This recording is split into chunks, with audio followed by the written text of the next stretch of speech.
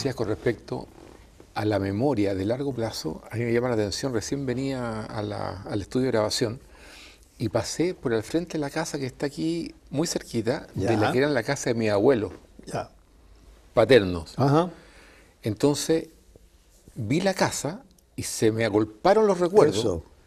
Recuerdos que yo pensé que no los tenía.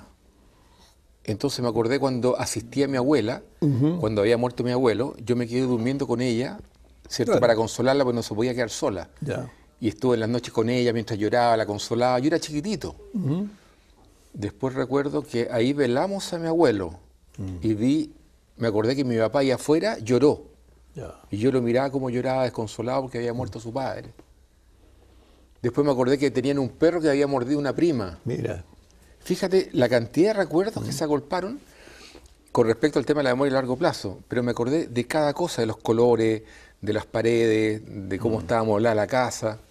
Es un tema súper interesante porque hay cosas que uno va olvidando. Por ejemplo, yo hace 3 semanas atrás leí un artículo sobre un tema y no recuerdo exactamente el contenido porque me faltaba la palabra adecuada, ¿cierto?, para poder construir la idea completa.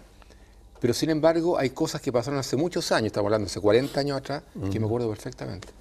Claro, aquí justamente se da, sobre todo, ¿cierto?, para las personas que están viendo esto, que le preocupa sobre todo a las personas de mayor edad a este tema de la memoria. Ahí lo confunde con Alzheimer, el hecho de olvidarse algo y me estoy deteriorando como para llegar a ser demencia. No, no hay tal. Hay lo siguiente, nosotros, ¿cómo aprendemos y retenemos la memoria? Primero prestamos atención a algo, a cuestión nosotros primero lo percibimos, prestamos atención y entonces pasa después a la memoria. Pero al mismo tiempo hay 3 instancias que son lo que se llama el subconsciente, o sea, la conciencia, pero tengo también la subconsciente que está ahí, donde si yo hago un esfuerzo fácilmente lo recupero. Pero después está el inconsciente, donde nosotros no lo recuperamos tan fácilmente porque eso de alguna manera la mente se la arregló para guardarlo ahí, pero está, eso es lo interesante. Entonces, ¿qué pasa? Que a la medida que vamos avanzando en la vida, tenemos más y más y más información. Claro. Entonces, la motivación para volver a aprender esto es prestar atención con una motivación muy importante, para recibir la atención y memoria, y ahí somos capaces de retenerlo. Pero muchas veces nosotros lo que hace el ser humano, ¿cierto?, y su parte también racional, es que empieza a seleccionar qué puede ser más importante o no, de acuerdo a un criterio que va a ser subjetivo en ese minuto. Hay mucha información que uno recibe en algún minuto que ya está obsoleta. Entonces parece que inconscientemente uno la desecha. Así es, claro. Y uno va recibiendo la información actualizada. Exacto. Pero aún así no alcanza hoy en día con la cantidad de información que se bombardea, sobre todo con todo lo que tú ves en los medios, la radio, la televisión, etc. Es imposible retenerlo. Imposible. Entonces muchas cosas lo que la mente hace fácilmente es spam. ¿Cierto? Ya eso lo desecha, lo va reprimiendo. Esa es la palabra exacta. Pero hay personas que tienen una capacidad de retención impresionante. Tú hablas de la fecha, hay gente, por ejemplo, es muy se ve mucho en Argentina, la gente que es fanática del fútbol. Tú le haces una pregunta, te dice, mira, en el año 1931 tal arquero atajó 2 goles que le permitió llegar. O sea, hay gente que tiene una capacidad de retención salvaje. Yo no tengo esa capacidad de retención y tengo que estar permanentemente actualizado. Eso le pasa a la mayoría de la gente. ¿Qué pasa a ese hombre en particular? Tiene una tremenda motivación y por lo tanto, al contrario, le produce un tremendo placer a saber quién metió el gol, cuándo, cómo, etc. Y lucirse frente a sus pares con la información. Y por lo tanto, él va a retener, porque tiene precisamente un contenido emocional también frente a eso. Y una forma de validarse también socialmente. Es muy importante. Yo a los 15 años bastaba que una niñita que me gustara me dijera su teléfono, me lo recordaba sin esa dotarlo nunca, me podía guardarlo por años inclusive. Hoy día ya no, porque tengo que decir, momentito, eso tan importante, yo lo voy a anotar mejor. Además, en la medida que avanza la edad, se produce un fenómeno muy interesante. Como uno ya retiene menos cosas, porque tiene el acceso hoy día de volver a verlo otra vez, de anotarlo. Y rápidamente. Por favor, entonces ya, inclusive hay una cosa muy curiosa, los jóvenes hoy día no saben ni restar ni sumar en forma rápida, no tienen idea. Porque tampoco es necesario. Porque todo no lo necesita, entonces todo lo hace. A mí me llama la atención cuando voy a comprar, que a veces son cosas muy simples, yo ya sé cuánto tengo que pagar y cuál es el vuelto que me tiene que dar, y la persona todavía está marcando eso porque no ha seguido ejercitándolo eso. O sea, la memoria además, tú puedes volver a utilizarla, que la ejercita, y hay ejercicio específico para eso, y hay inclusive algunos grupos que se han dedicado a precisamente reforzar la memoria. Entonces, ¿qué pasa? Que hay ejercicios y también hay actividades lúdicas, pero por ¿cierto?, que te lo permiten. Los puzzles, sudoku, jugar ajedrez. Claro, eso te mantiene precisamente la atención porque tienes que resolver problemas. Naipes también, en la medida que no te convierten en un ludópata. No, eso es otro cuento. Cuando tú, ¿no es cierto?, tienes a que realmente recordar algo, sobre todo cuando juegas bridge, que tienes que acordarte los naipes que bajaron, pero hay también un interés motivacional muy grande. Entonces ahí, claro, la persona lo va a retener porque realmente siente que se juega algo, ¿cierto?, muy importante y emocionalmente muy gratificante. ¿Habrá alguna relación entre la práctica de ese tipo de actividades, por supuesto, y el Alzheimer? No, lo que pasa pues, que es, perdón, te dije una cosa que no es correcta. Lo que se ha dicho, no está 100% comprobado, ¿no?, que mientras más que tú te mantienes haciendo ejercicio, puzzle, etcétera, etcétera, hay menos probabilidad, ¿no es cierto?, que te dé Alzheimer porque estás manteniendo permanentemente activa, digamos, la parte, digamos, prefrontal. Pero no está demostrado científicamente que es tan así, eso no es tan así, por eso dije imprudentemente, dije que no, dije espérate, puede obviamente facilitar de que realmente esto no te ocurra, pero o que te ocurra menos o con menos posibilidades, sí. Por eso en la demencia hay otro cuento, ¿cierto? Hay una desmineralización, hay, digamos, otro cuento lo que está pasando ahí. Entonces que es bioquímico, no hay tiene una nada que ver con el entrenamiento. Sí, hay una alteración, digamos, sí, a nivel, por supuesto, a nivel de las neuronas. Entonces, ¿qué pasa? Porque en ese minuto la neurona, por una serie de sustancias que se están, digamos, inquistando, va desapareciendo, que se parte de la parte de la corteza blanca, y entonces eso, claro, aparece por un deterioro mental, siento que está alterando. Y por mucho que juego ajedrez o sudoku, qué sé yo, entonces, ¿qué te pasa? va a venir igual la demencia. Claro, que eso es distinto, esa pérdida de memoria, porque efectivamente hay una pérdida de memoria, no producto de los años, de no querer retenerlo, sino que efectivamente la alteración que hay neurológica hace que el sistema nervioso no pueda de frente funcionar bien. Entonces, ¿qué pasa ahí? Que efectivamente está con un impasse biológico. Entonces, por más que nosotros le enseñemos, etcétera, no va a poder ni aprender ni retener, y desgraciadamente el Alzheimer hasta el día de hoy es un poco progresivo, y llega a lo que se llama el estado de gatismo, y al final la persona ya desconoce inclusive la amistad, que se desconecta totalmente. Claro, no logra reconocer la familia, la gente, etcétera. Es tremendo para las personas que rodean a esa persona, lo pasan muy mal. Claro, lógico. Para el entorno, digamos. Sí, por supuesto. Entonces es muy doloroso para la persona que vive con él, porque muchas veces esa persona está en otra, o sea, no capta la realidad, no la entiende bien. Si siente el afecto, el cariño, por eso es importante dárselo. Y también si usted le pone música de su época, también lo hace revitalizar. Lo licita. Y ahí empieza lo que estamos hablando de la memoria, empieza justamente a recordar canciones y cosas, y se activa. Se mira la memoria que tuvo anteriormente. Mira, ponerle música antigua de la época. De la época de la eso es importante. Entonces, ¿qué ocurre? Te fijas que además una cosa que se le altera ahí es el juicio. Entonces de repente te puede decir cosas que tú no entiendes qué te quiso decir, porque el juicio está alterado. Pero también es cierto en parte lo que tú estás señalando, de que una persona muy, muy inteligente, te fijas, muchas cosas va a saber responder todavía durante un buen tiempo. Por ejemplo, supongamos Einstein. Einstein tú al principio no te das cuenta que está con demencia, pero todavía tiene el automático y te contesta muy, muy, muy bien. Entonces, ahí hay la alteración de la configuración de la cara, que es lo que más importa para reconocer. El rictus. Claro, exacto. El que tiene demencia senil se lo nota en la cara. Sí, y confunde, entonces de repente puede confundir una persona con otra, y es muy, muy frecuente. Tremendo el tema de la salud mental, Giorgio. Cómo cuidar la salud mental.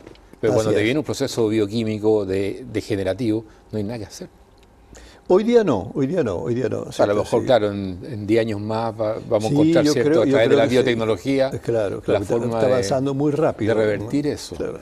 Ahora, los amieloides que se juntan ahí, desgraciadamente, le impide el buen funcionamiento neuronal, ese es el problema grande. Mira, hay un tema Perdón, la familia es la que más se le afecta, y por eso digo muchas veces a la familia que contraten o metan, digamos, instituciones donde hay gente especializada para atender a esta persona, no cualquier persona. Cargo, Fue muchas veces, el caso de mi mamá, por ejemplo, mi papá está 15 años vegetal, y mi mamá ha asumido todo el desgaste emocional que significa eso. Yo le digo, mamá, efectivamente lo que dices tú es cierto.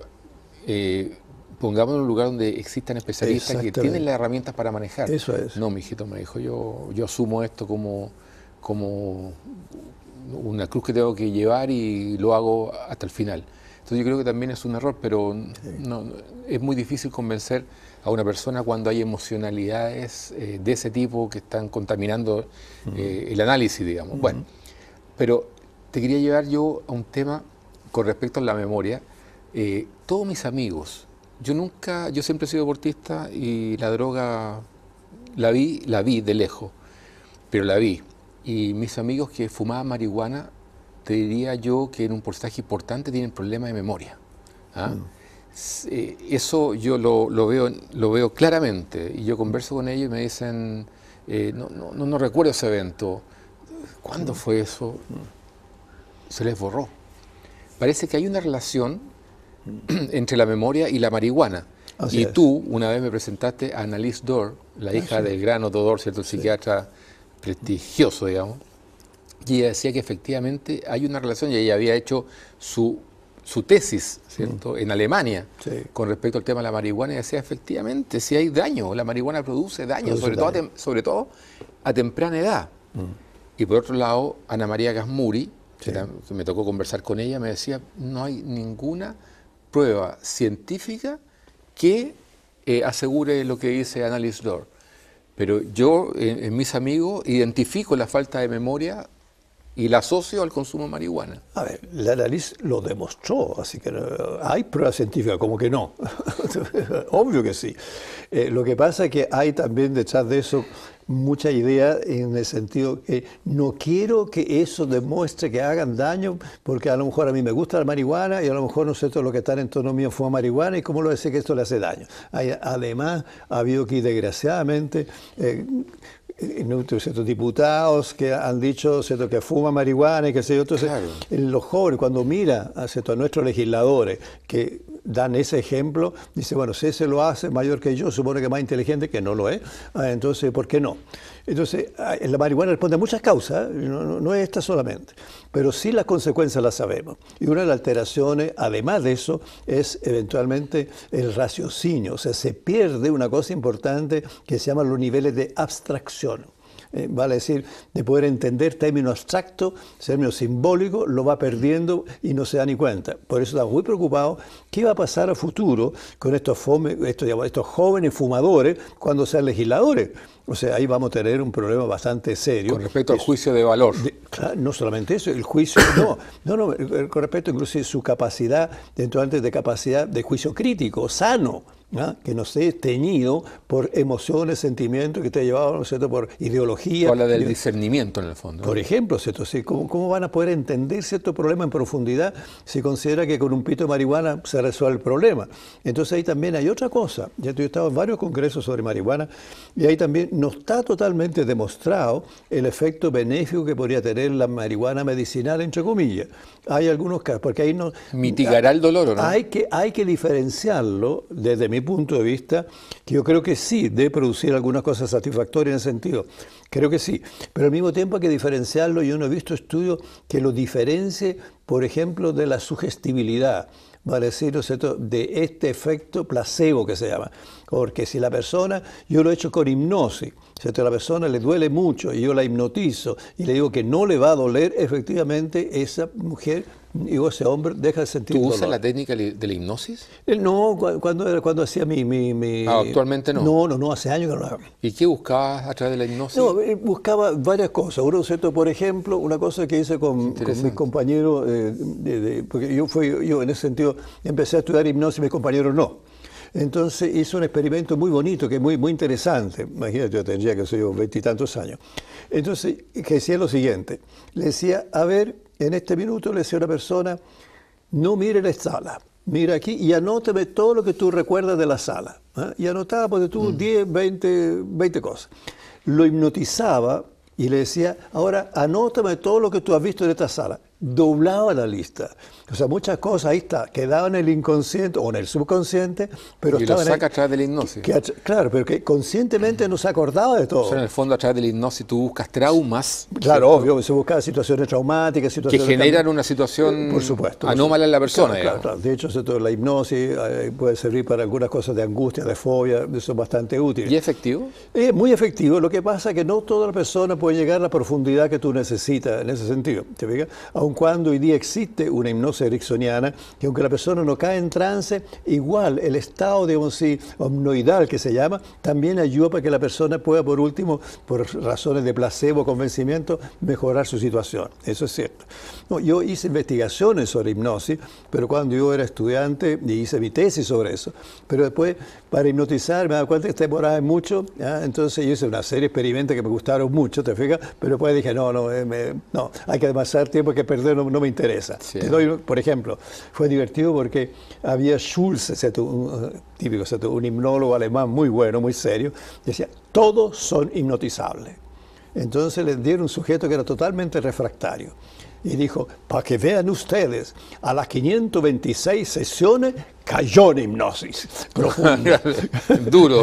Hay que ser alemán para eso. Claro. Y todavía me acuerdo la cifra, 526. Y lo decía con mucho orgullo, para que vean que todos son hipnotizables. No, yo dejé la hipnosis hace muchísimos años.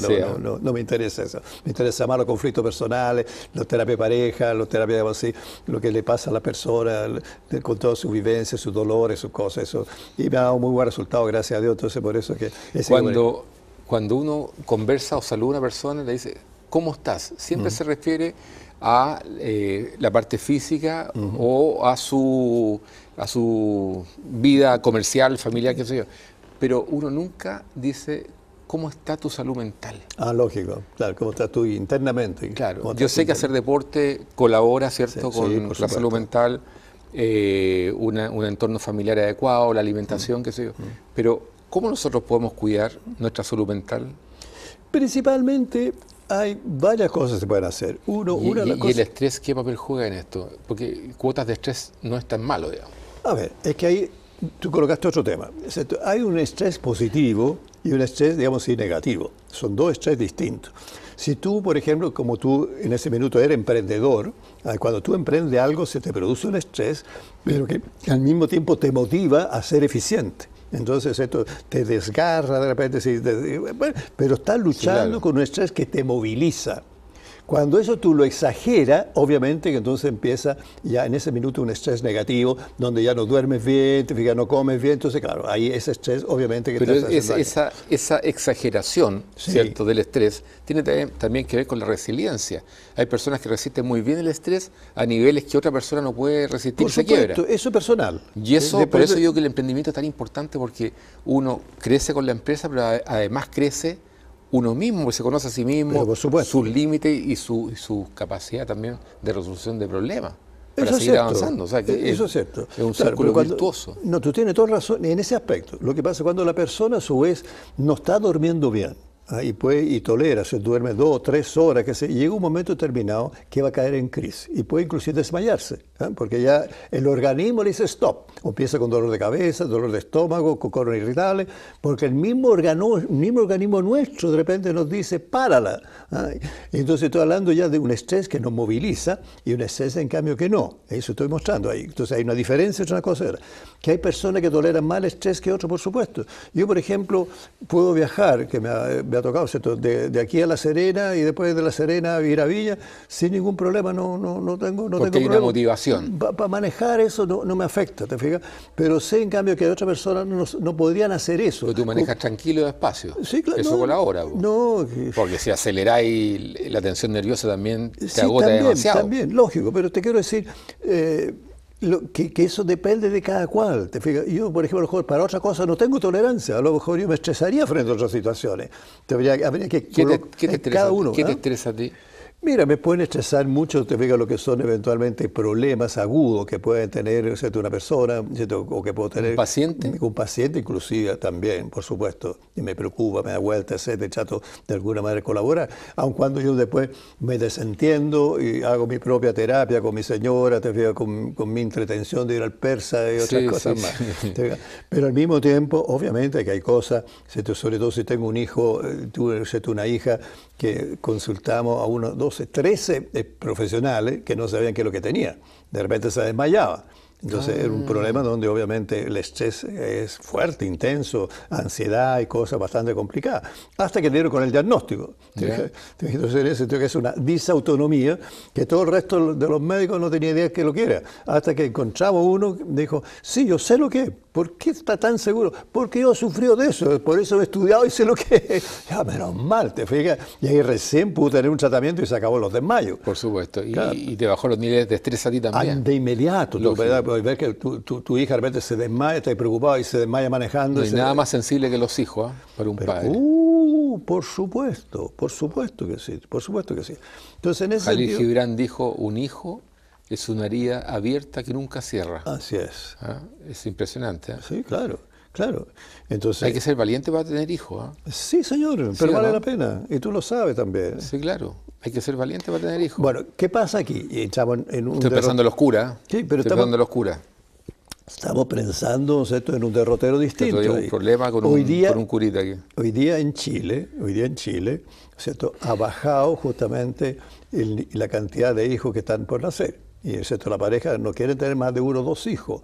Y a veces inclusive yo estoy atendiendo mujeres que no quieren tener hijos, cosas insólitas, digamos, para la época anterior. Y hay hombres también que no quieren tener hijos. Son los típicos problemas del primer mundo, eso.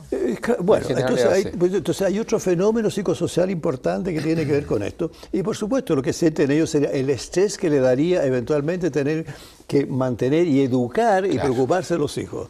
Entonces hay toda una cosa ahí muy curiosa de que vamos a tratar nosotros de resolverlo con mi famoso instituto que lo voy a dar a conocer más adelante de nuevo. No, yo soy empecinado en eso. ¿Y cuándo impulsa eso? O sea, está impulsándolo, pero ¿cuándo lo concretas? No, lo que pasa pues es que se disolvió un poco a raíz de una fundación. Es una fundación, claro, a raíz de todo lo que pasó con el gobierno anterior, que nadie quiso dar financiar nada ¿Qué de nada. pasó en el gobierno anterior? Claro, el gobierno anterior, digamos, cuando yo empecé a pedir, digamos, ayuda financiera, hubo 2 municipalidades que me dijeron se pusieron al tiro. Después cambiaron eventualmente los alcaldes y los nuevos no les interesó el proyecto, digamos, así de simple. ¿Ya? Pero era para empezar. De hecho, uno inclusive me lo financiaba. Me dijo, no, yo le financio esto porque es una idea tremendamente importante que significa preparar a la gente a la convivencia, al matrimonio, eventualmente tener hijos, cómo resolver los conflictos, para que la gente... Orientación en el fondo. ¿Ah? Orientación. Una orientación, pero digamos, con una duración de 6 meses, digamos, de talleres vivenciales para que realmente logra asimilar. Es un tremendo aporte a la sociedad eso. ¿Ah? Es un tremendo aporte, estoy de acuerdo. sociedad. Estoy de acuerdo, claro. A mí, en esa época que hablé con un par de senadores y diputados, se interesaron. Y hoy día se activa ese asunto, ¿no? Ahora voy a insistir de nuevo. Voy a insistir de nuevo, ¿no es cierto? Porque ahí tengo una La fundación. energía que tienes tú, golpear puertas, hasta que se abren las puertas. Sí, ¿no? yo soy así. Sí. En eso soy perseverante. Pertinaz. Soy perseverante, soy tenaz. Sí, así, Piensa tú lo que hablamos y contigo hace unos 15 o más años atrás, cuando estamos grabando en otra parte, que en nuestra sociedad, cuando veo el tema, por ejemplo, de la delincuencia, no vamos a entrar hoy día en eso, cuando veo el tema de la delincuencia, una de las cosas fundamentales, no todas, una de las cosas es fundamental la familia. Y dije en ese entonces, un programa que creo que estabas tú también, o tú mismo me lo dirigiste en ese momento, no tengo recuerdo de eso exacto, pero sí que lo hablamos hace 15 años atrás, de que era importante que se iniciara un ministerio de la familia y cosas sociales. Muy importante, y reforzar las familias. Inclusive hablé de que a lo mejor había que decir del ministerio de las familias, porque es monoparental, parental, y un montón de cosas. Entonces, justamente para hacer la prevención de que la gente, cuando se va a comprometer, tenga mucha herramienta y no tenga que arrancar el primer conflicto. El problema es que todo desechable. La tendencia es a colocar operadores políticos y no a técnicos, ¿cierto? que puedan realmente Claro, entonces fue divertido, dar resultados. porque me cuestionaron, o sea, tú vas a decidir, los psicólogos a decidir con quién nos vinculamos. No, en absoluto, lo vamos a preparar para. Dije, a ver, piensa tú, le dije, tú tienes el carnet de manejo, ¿no es cierto?, de auto ya. ¿Y qué tuviste que hacer eso? Bueno, tuve que seguir un curso. Lógico. ¿Qué es más importante, un curso para la vida o un curso para aprender a manejar? Ah, ya, me dijo, ya. Y entonces salió una cosa que nadie sabe ahí, que salió eventualmente, que a futuro, cuando Dios quiera, eventualmente va a existir digamos, la obligatoriedad que la persona se chequee mentalmente y dar a conocer su chequeo a la persona con la cual se quiere relacionar. Me lo dejaron, ¿cierto?, ¿Cómo, en la ley macro. ¿A qué te refieres con eso? Claro, muy O simple. sea, yo estoy de acuerdo en que las personas que van a detentar un cargo público de importancia, de influencia, sí se haga ese chequeo No. Esto psicológico, es psiquiátrico. una cosa muy simple. ¿Cierto? Pero en esta área no lo yo te hago un entiendo. examen a ti, ¿Ya? ¿no es cierto? Entonces lo tienes para ti, para nadie más. Y a la mujer también le exijo lo mismo, y después ustedes verán si intercambia información. Información dice, mira, ¿cuál es tu perfil y cuál es el mío? Entonces ahí tú puedes descubrir de repente alguna cosa antes de cuáles son las características de rasgo, personalidad, actitud, etcétera. O sea, para el conocimiento personal. para emparejarse o no emparejarse con una persona. Por ejemplo, nada más, pero personal. O sea, Hoy día yo sé que nadie va a conocer eso salvo tú. Me parece súper interesante porque hoy día de alguna forma se hace con respecto al SIDA. Oh, Tú quieres tener eso. relaciones sexuales conmigo, ya. Yo voy a hacerme un perfil bioquímico y tú dame el tuyo. Eso es tal cual. No tienes SIDA, perfecto. Bueno, tú Algo así, pero algo para así, ver pero si, ya más a nivel de personalidad. para ver si Claro, se corresponden o no se corresponden, digamos. claro. Y en eso tú dijiste, yo lo reitero por cuarta vez, que a todos los que son candidatos, ¿no es cierto?, Claro. diputados, senadores, regidores, etcétera, Presidente. yo creo que sería obligatorio, de Comandante verdad, en jefe. claro, que se haga realmente un perfil serio en base a lo que se llama un profesiograma, ¿vale? Si, cuáles son las exigencias que tiene cada uno de los cargos, desde conocimientos, habilidades, etcétera, y cuáles son las indicaciones y contraindicaciones. Eso sería bien bueno para que el público lo conozca de verdad. ¿Y cuánto? Un tema, ¿no es cierto?, que hemos conversado hace tiempo atrás, ¿cuánto eso pueden ser potenciales corruptores o corruptos? Que también nosotros podemos determinarlo con mucha anticipación. Es que yo creo que todos son potenciales corruptores Todos. o corruptos Todos. dependiendo de las penas.